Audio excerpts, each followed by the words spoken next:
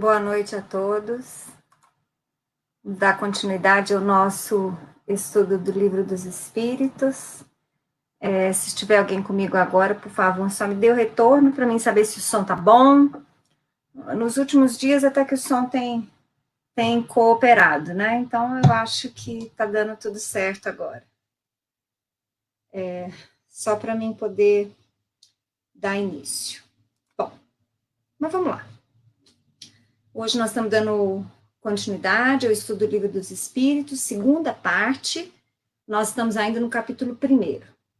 Nas aulas anteriores, as duas últimas, nós vimos sobre a terceira ordem dos espíritos, os espíritos imperfeitos. Ontem nós estudamos sobre a segunda ordem dos bons espíritos. Obrigada, Denise. Obrigada. Que bom que o som tá bom, então. Que ótimo. E hoje, então, nós vamos ver a primeira ordem, que são os espíritos puros. Os espíritos puros, eles vão ser abordados por Kardec nas questões 112 e 113. A título geral, nenhuma influência da matéria eles ainda possuem, quer dizer, já é uma vida totalmente espiritual. Não se sabe ainda com certeza como funciona essa apresentação dos espíritos puros. Se eles têm um corpo perispiritual, e se eles têm esse corpo perispiritual, como seria esse corpo espiritual? Nós temos algumas presunções, né? Segundo o ensinamento dos espíritos, quanto mais evoluído o espírito, mais sutil, mais etéreo é seu corpo perispiritual. Então, nós poderíamos, de repente, raciocinar que o corpo perispiritual dos espíritos puros seria, assim, algo muito sutil, muito etéreo, difícil até de nós lidarmos com este conceito. Também por isso, nós vamos percebendo que as informações da espiritualidade diminuem. Nós temos um grande volume de informações dos planos inferiores. Muitas informações sobre umbral. Podemos até considerar que temos muitas informações também sobre algumas das colônias que se situam aí no umbral alto, né, umbral quase já passando para um plano dimensional superior.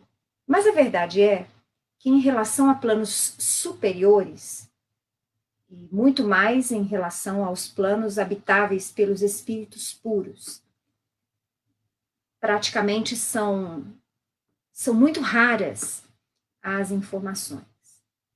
E eu acredito que isso se dê baseado naquilo que os próprios espíritos dizem, da dificuldade que eles têm de trazer descrições de coisas que são absolutamente diferentes de tudo o que nós conhecemos. E aí vale dizer o que nós conhecemos, nós encarnados, e nós desencarnados nos planos mais próximos à Terra. Porque nós já tivemos a oportunidade de dizer, após a morte do corpo físico, nós não passamos a saber tudo. Nós desencarnamos sabendo aquilo que estudamos até aquele momento, aquilo que vivemos até aquele momento.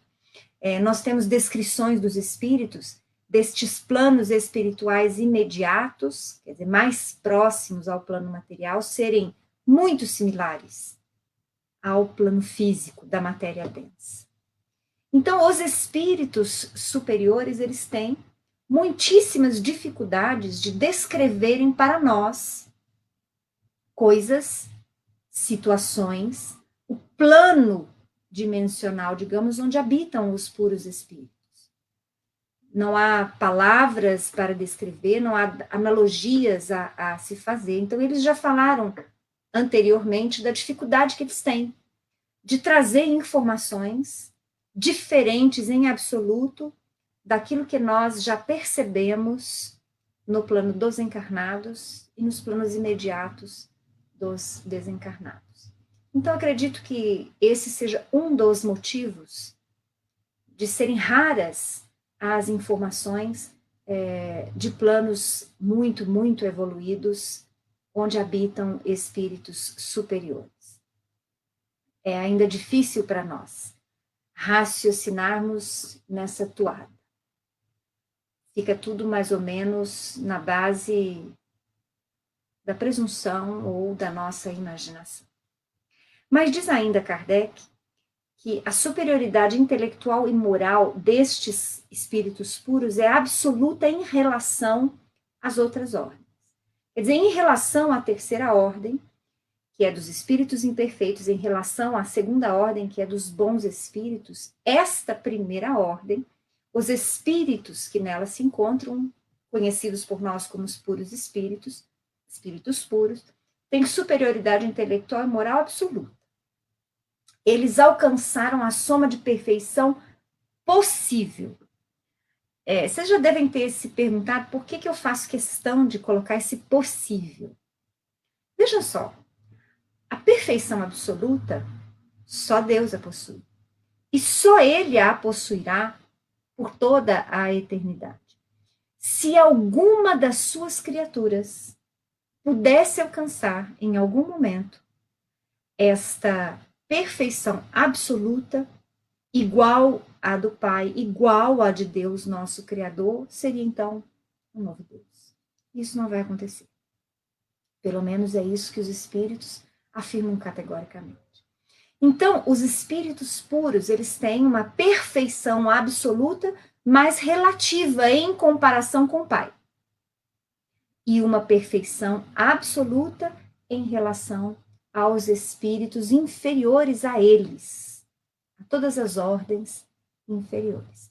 Então, nós, mesmo quando espíritos puros, sempre seremos inferiores ao Pai. É preciso que isso fique muito claro. São os mensageiros e ministros de Deus, cujas ordens executam para a harmonia universal.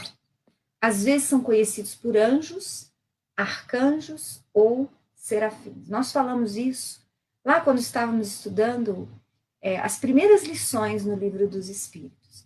Eu trouxe, inclusive, para vocês alguns trechos do livro A Caminho da Luz, que Emmanuel vem trazer a descrição da coletividade de espíritos siderais, divinos, crísticos, que auxiliam Jesus na formação do globo terreno e que permanecem auxiliando o Mestre nos bilhões de anos necessários para a formação não só do globo terreno, mas também daquela base que deu origem à humanidade e a toda a natureza que nós conhecemos.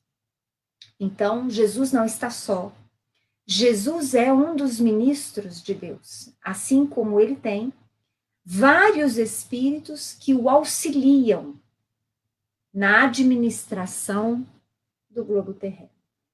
E como se assim não fosse, né, demonstrando para nós que também em relação aos espíritos puros, há evolução.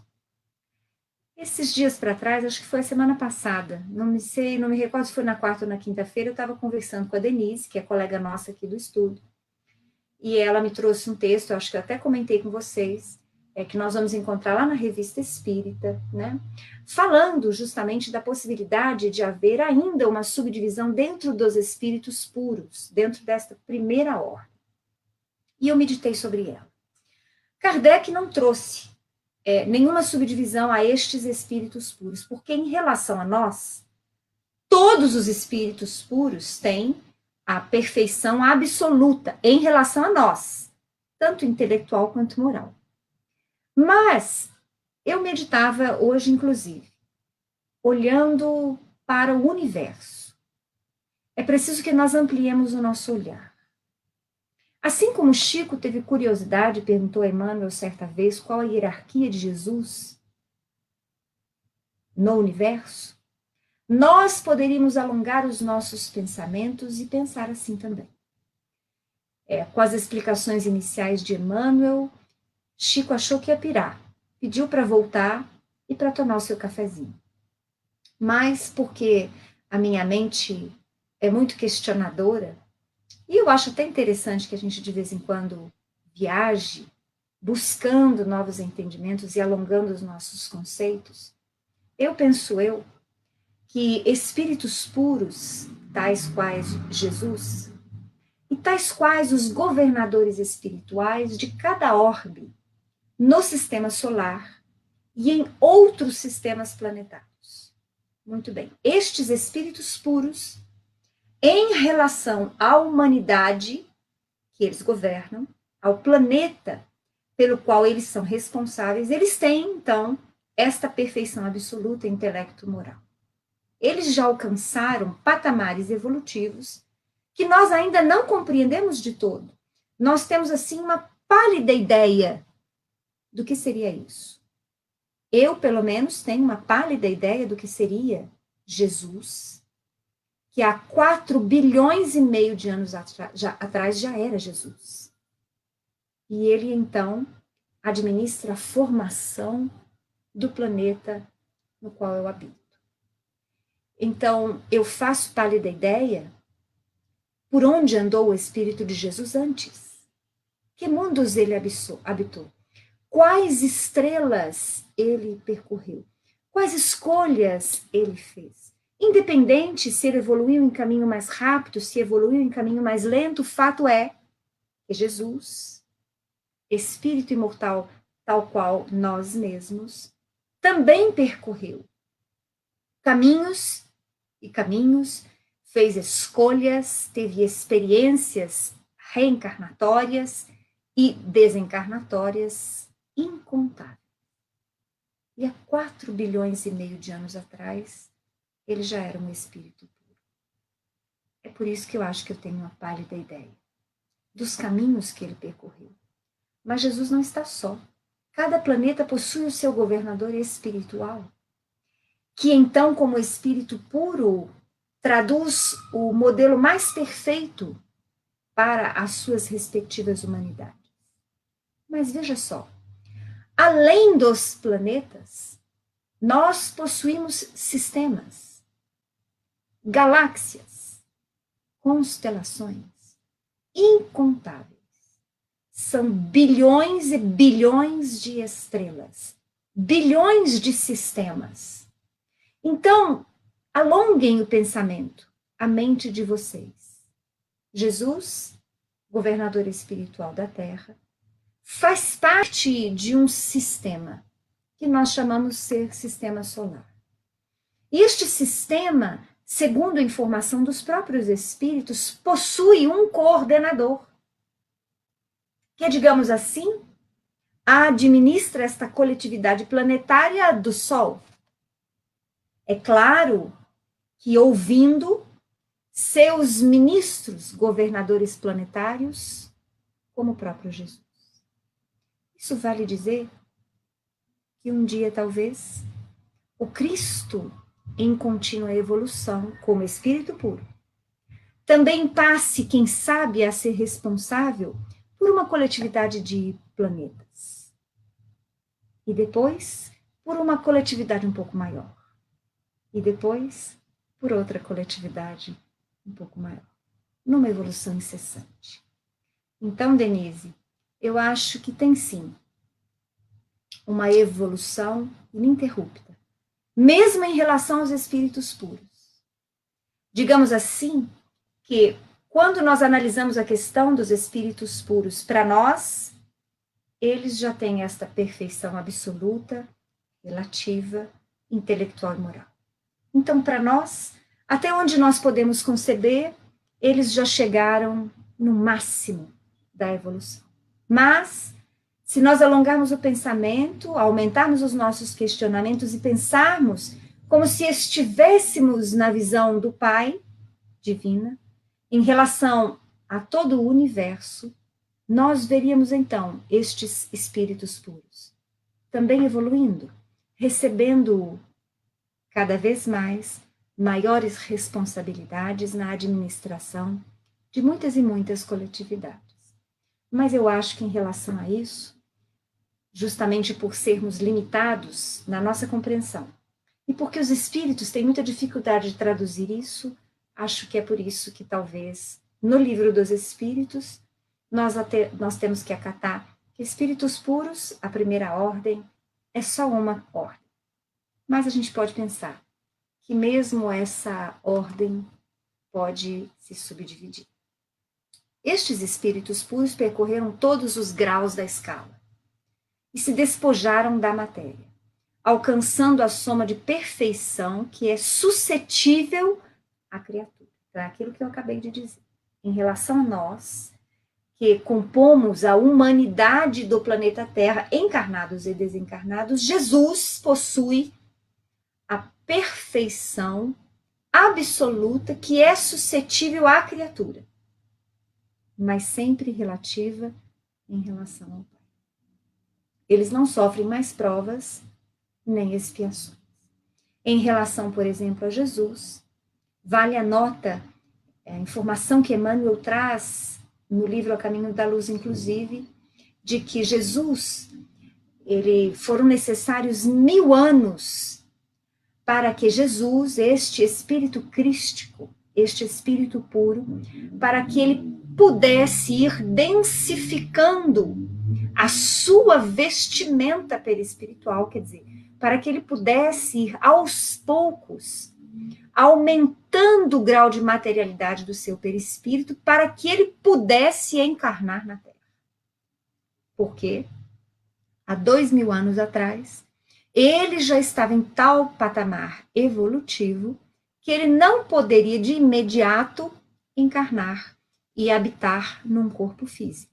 Então ele necessitou de 1000 anos, refazendo caminhos, densificando, formando novamente corpos que ele já havia despido. Porque na medida em que o espírito evolui, o seu perispírito se densifica. Mas se nós pudéssemos ser mais detalhistas, e eu comentei isso no início do nosso curso, quer dizer, Kardec, ele faz uma abordagem do corpo espiritual. Mas, na verdade, em outros livros, inclusive de André Luiz, em outros estudos e obras dentro do espiritualismo, nós vamos encontrar a descrição mais detalhada dos corpos espirituais que nós possuímos, que são aproximadamente em número de 7. Então, se nós pudéssemos entrar agora nestes detalhes, nós veríamos a sutilização dos corpos espirituais. Em outras palavras, nós iríamos percebendo que ao evoluir o espírito, ele vai deixando para trás corpos mais densos, que já não são mais necessários a ele, porque ele vai deixando de necessitar de experiências nos planos mais materializados, mais densos, e ele se apresenta, então, com corpos mais sutis. Ele não possui mais o veículo, vamos dizer assim, semimaterial, conhecido por nós como perispírito, mas ele possui ainda corpos espirituais, cada vez mais sutis e mais etéreos. Então, eles não precisam mais sofrendo provas e expiações, não precisam mais reencarnar. Estes espíritos já não possuem mais. O perispírito, como os médiuns videntes, veem nos espíritos que se comunicam conosco. Então, quanto mais evoluído, mais sutil a sua apresentação. E aí nós podemos entender perfeitamente que ao nos despirmos destes corpos semimateriais mais pesados, nós também nos despedimos de planos vibratórios mais densos, porque o umbral é um plano espiritual mais denso. Nós não sabemos a descrição dos demais planos, mas sabemos que são cada vez mais sutis. É por isso que vocês vão ouvir em uma ou outra obra, ainda não é muito comum o termo, a segunda morte. Alguém já ouviu? Pois é. Eu particularmente acho muito lógica essa questão, apesar de haver um disque-disque entre os espíritas, isso é ilusão, isso não acontece, Kardec não falou isso, mas olha só, nós não podemos nos basear nos nossos estudos só naquilo que Kardec falou. Nós precisamos conhecer a fundo a base da codificação, mas nós podemos e devemos permitir o alongamento dos nossos pensamentos, dos nossos entendimentos, porque o próprio Kardec afirmou que ele não estava dizendo tudo. E que as informações iriam continuar, porque o espírito evolui continuamente. Então, como é que Kardec defenderia o progresso incessante dos espíritos, a evolução incessante dos espíritos, se ele dissesse que tudo, que toda a verdade absoluta se encontraria só nas obras que ele codificou, as principais 5 obras, no século XIX? Kardec não era tolo, era um espírito maduro, muito mais avançado intelectual e moralmente do que nós podemos imaginar. Então, este espírito que encarnado representava como seus companheiros o bom senso, ele soube muito bem permitir que da base que ele trouxe, nós pudéssemos alavancar, ganhar cada vez mais novos conhecimentos. Os espíritos puros são felizes trabalhando em nome de Deus, comandando espíritos inferiores, auxiliando-os na obra de aperfeiçoamento, assistindo os homens em suas aflições, concitando-os ao bem. Há alguns anos atrás, uma das primeiras turmas de estudo, surgiram muitas dúvidas quando nós tivemos a oportunidade de falar sobre a misericórdia divina, sobre a ação de Deus sobre as criaturas, sobre o auxílio do Pai sobre as criaturas. Principalmente para alguns companheiros que, na época, estavam chegando recentemente ao Espiritismo e traziam, então, conceitos diferentes sobre a figura do Pai. Uma vez que nós espíritas defendemos a ideia de inteligência suprema, causa primária de todas as coisas, nós sabemos que o Pai, nosso Criador, não tem olhos, não tem boca, não tem braços, não tem mãos, não tem pernas. Ele não é um indivíduo, é uma força, uma inteligência, que ainda nos falta sentido para compreender com profundidade em absoluto. A verdade é. Então, diante dessa nova conotação do Pai, muitas vezes ficava difícil a criatura perceber como é que seria feito a compaixão, a providência divina, como ela agiria em benefício das criaturas quando nós necessitássemos, quando nós nos dirigimos em oração ao Pai, como se dá a ação da providência divina. Então, com os esclarecimentos dos espíritos, afirmando que os espíritos puros, que os benfeitores espirituais são os ministros do Pai, tudo isso fica muito claro. Quando Jesus afirmou eu e o Pai somos um, não é porque ele era Deus, mas porque a estrutura de seu ser, ele que era um espírito puro, em missão no planeta terreno, ele se encontrava ligado profundamente ao Pai, a esta força cósmica que deu origem a todos os mundos, a todo o universo, e que se resume na palavra amor. Então Jesus realizava a vontade do Pai, e era esse o seu alimento. Foram estas as suas palavras. Então nós vamos perceber que na escala gradativa e evolutiva dos espíritos, nós todos somos sempre trabalhadores em nome do Pai. Os espíritos puros trabalham em nome do Pai, administrando constelações, sistemas planetários, planetas imensos, administrando todas as forças que regem a vida, administrando o plano material da formação do planeta, mas administrando e auxiliando toda a humanidade, todos os seres que nela têm vida. E que a partir do momento em que iniciam a sua vida como princípio inteligente, viverão imortalmente por séculos, séculos e milênios. Nós vamos perceber que se os puros espíritos são estes trabalhadores de Deus, nós vamos ter escalas que vão descendo. Nós vamos ter espíritos benfeitores e protetores, comandando espíritos inferiores e nos auxiliando no aperfeiçoamento.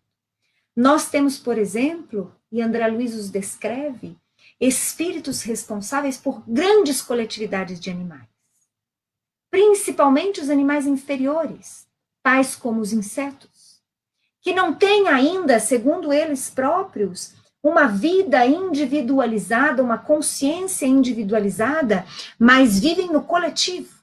Existem espíritos responsáveis por orientar a evolução destes princípios inteligentes, assim como existem espíritos administrando a evolução nos reinos inferiores, no animal, no vegetal, no mineral. E as escalas são infinitas. Nós vamos, inclusive, perceber que nos planos inferiores, mesmo aqueles espíritos que dizem não crer no Pai, mesmo aqueles espíritos que, ao nosso olhar, praticam a maldade, que são juízes, muitas vezes injustos, ou se tem a seu favor os erros daqueles que eles julgam, têm a mão pesada, num julgamento duro, ainda repleto de limitações. Nós vamos entender que mesmo estes espíritos trabalham em nome do Pai. Então nós vemos a perfeição na obra da criação. Todos somos executores da obra divina, mesmo quando optamos, quando fazemos más escolhas e trabalhamos, muitas vezes, aparentemente, contra a obra divina. Vejam só, é preciso que o escândalo venha, mas ai daquele que provocar o escândalo. Quer dizer, o próprio Jesus reconhecia a limitação evolutiva da humanidade que habita a Terra. E não só a Terra. Nós temos incontáveis planetas inferiores ou similares à Terra, girando pelo universo afora. Também neles, nós vamos encontrar ainda maldade, que na verdade é ignorância e imperfeição. Todos trabalhamos para o Pai, comandando espíritos inferiores, auxiliando-os na obra do aperfeiçoamento, assistindo os homens às suas aflições, concitando-os ao bem. Mas, mesmo que não sejamos ainda estes espíritos, mais conscientes da participação que temos na obra da criação, nós continuamos participando da criação, inconscientemente. Porque nada está errado. Não há uma folha que caia da árvore sem que meu Pai o saiba. Então é isso. Deus não é o Deus do mal. Não é o Deus de punição. Mas Ele é o Deus da educação. É o Deus do amor, da compaixão e da misericórdia infinita. Mas nunca nos esqueçamos. Deus é amor infinito, mas também é justiça absoluta. E dentro da justiça absoluta, muitas vezes, nós somos chamados a responder pelos erros que cometemos e pelos aprendizados que não fizemos. E muitas vezes esse chamado abrange o lidarmos com outros irmãos, também inseguros, também imperfeitos, muitas vezes injustos como nós. Então daí surge invariavelmente a dor. O Pai permite, porque o Pai nos conhece. Ele sabe que também as dificuldades, estes desafios, vão passar. E que, afinal, todos nós iremos aprender. Bom, a gente vai encerrando por aqui o nosso estudo desta quarta-feira. Amanhã, quinta-feira, a gente vai começar a progressão dos espíritos, questões 114 a 127. Eu agradeço a presença da Denise, da Suzele, do Anderson, da Elisete, do Edgar, da Viviane, do Carlos, acho que foi a Denise que colocou, doutora Marlene Nobre falava sobre a segunda morte. Denise, eu já tinha lido da Marlene Nobre, mas o Espírito Inácio Ferreira também faz menção à segunda morte. E a segunda morte nada mais é do que um espírito desencarnado que se situa, por exemplo, em dimensões tais quais o umbral, e quando ele já fez o aprendizado necessário, quando ele vai, digamos assim, passar a habitar um plano superior àquele em que ele se encontra, ele vai deixar para trás o seu perispírito mais densificado e vai ascender a plano dimensional superior com o seu corpo mais sutil. O mental concreto ou o mental superior vai depender para onde ele vai. Então, esse deixar o perispírito, esse corpo mais denso, semimaterial, seria essa segunda morte. Bem lembrado, Dê. Outra coisa, esses tempos atrás, a Denise comentou que o Anderson Mazeu tinha feito uma questão, uma pergunta, num dos nossos estudos, e eu acho que eu não vi e não consegui recuperar essa pergunta, Anderson. Eu esqueci até o tema, a Denise que tinha comentado comigo que era uma pergunta interessante, e eu acabei falhando com você. Se você se recordar dessa pergunta, traz para a gente amanhã, que na medida da minha possibilidade a gente vai tentar responder, tá bom? Agradeço mais uma vez a todos vocês, o Ronaldo também conosco, uma boa noite e até amanhã, se Deus quiser, 7 horas.